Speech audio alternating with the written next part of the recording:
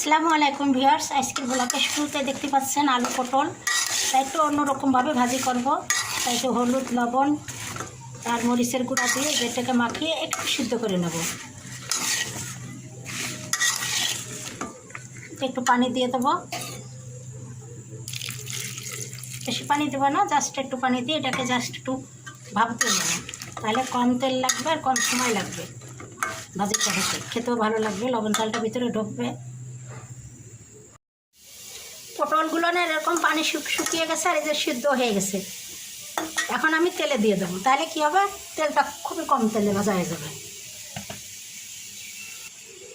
প্যানে সামান্য তেল দিয়ে পটলগুলো দিয়ে দিয়েছি, আর এই সঙ্গে সঙ্গে পেঁয়াজ কুচিও দিয়ে দিলাম। পটল ভাজা হতে হতে পেঁয়াজ ভাজা হয়ে যাবে। খুবই তাড়াতাড়ি শর্টকাটে রান্না।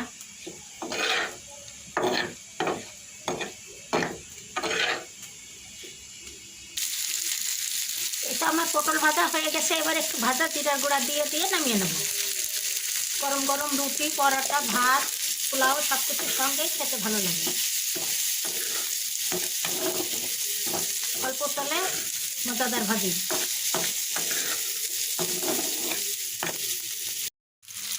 মিষ্টি কুমড়ার ভাজি করলাম,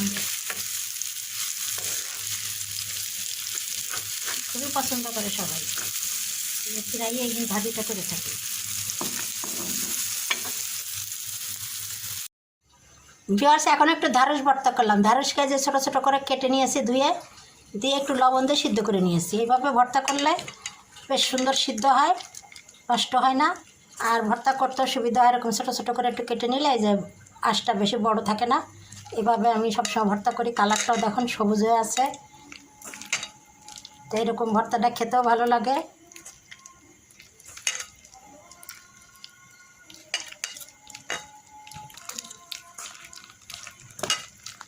এখন একটু পেঁয়াজ দেবো, মরিচ আর সরিষার তেল দিয়ে মাখাবো, তাহলে হয়ে গেল ভর্তা। এই তো আমার ভর্তা কমপ্লিট হয়ে গেছে। দেখুন কত সুন্দর লাগছে দেখতে, খেতেও দারুণ লাগবে। এই গরমে ঢ্যাঁড়সের ভর্তা খেলে অনেকটা আরাম পাওয়া যায়, শরীর ঠান্ডা থাকে। আবার যাদের কোষ্ঠকাঠিন্য আছে তারা প্রতিদিন যদি এই ঢ্যাঁড়স ভর্তা খায় তাহলে অনেকটা আরাম পেয়ে যাবে। আমি আজ একটু ভিন্ন স্বাদের চিকেন রান্না করব, সেজন্য একটু বেরেস্তা ভেজে নিলাম। একই রকম খেতে খেতে একঘেয়েমি হয়ে গেছে, একটু আলাদা করে রান্না করব, ঝাল ঝাল করে।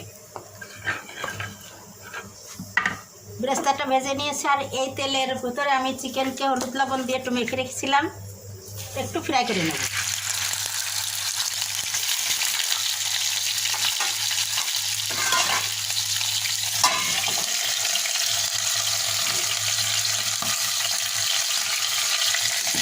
একটু ঢাকনাতে ঢেকে দিলাম, তেল ছেটে তো তাই।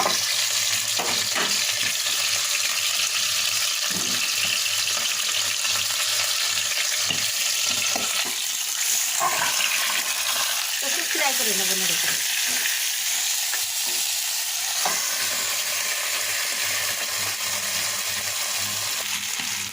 চিকেনগুলো ভেজে নিয়েছি এরকম করে, এখন নামিয়ে নেব।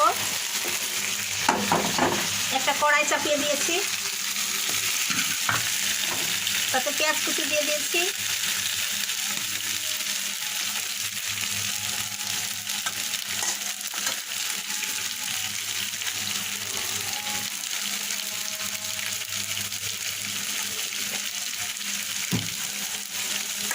পেঁয়াজটাকে একটু বাদামি করে ভেজে নেব।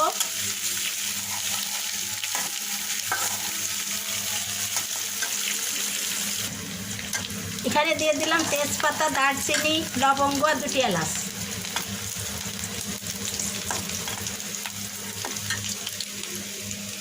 একটু বাটা মশলা দিয়ে দেবো, আদা, রসুন, ধনে, জিরা, পেঁয়াজ সব কিছু মিলে 1.5 টেবিল চামচ।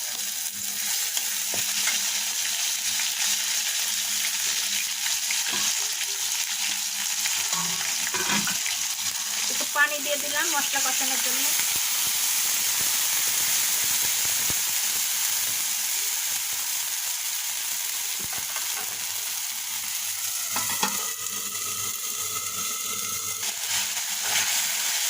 এবার দিয়ে দেবো 1/2 চামচ লাল মরিচের গুঁড়া, 1/2 চামচ হলুদ,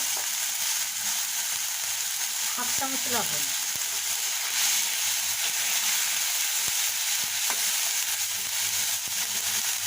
আবার দিয়ে দেবো একটা কেটে রাখা টমেটো কুচি করা, পিস করে কেটে রেখেছি, একটা টমেটো মিডিয়াম সাইজে দিয়ে দিলাম। দিয়ে অনেকটাকে একটু কষিয়ে নেবো, সিদ্ধ করে নেব। মশলাটা কষা হয়ে গেছে, এবার চিকেনগুলো দিয়ে দেবো।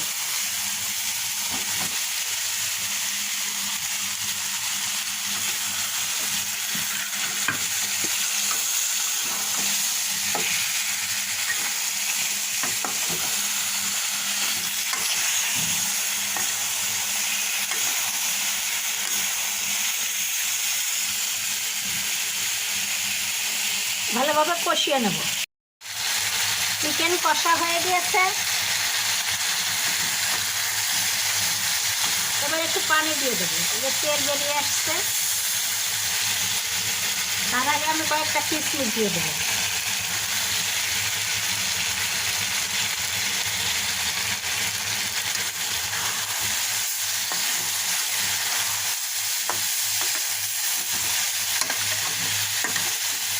এটা অপশনাল, কিশমিশ দিলে দিতে পারবেন, না দিলে না দেওয়া যাবে।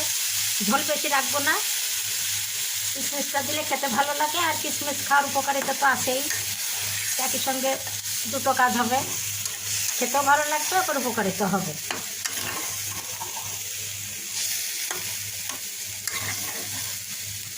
কয়েকটি কাঁচামরিচ দিয়ে দেবো।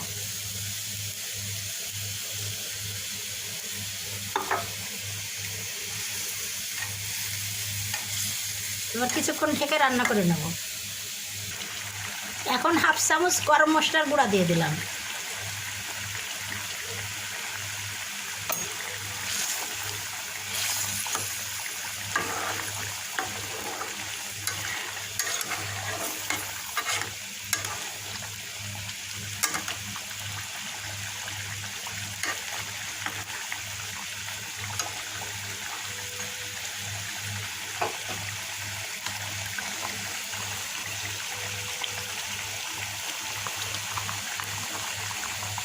এবার ভেজে রাখা বেরেস্তাগুলো করতে দিয়ে দিলাম।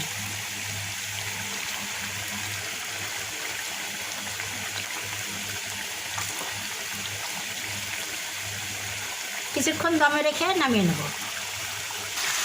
এই তো আমার ভিন্ন স্বাদের চিকেন রান্না করা হয়ে গেল। দেখতে তো কত সুন্দর লাগছে, খেতেও দারুণ লাগবে।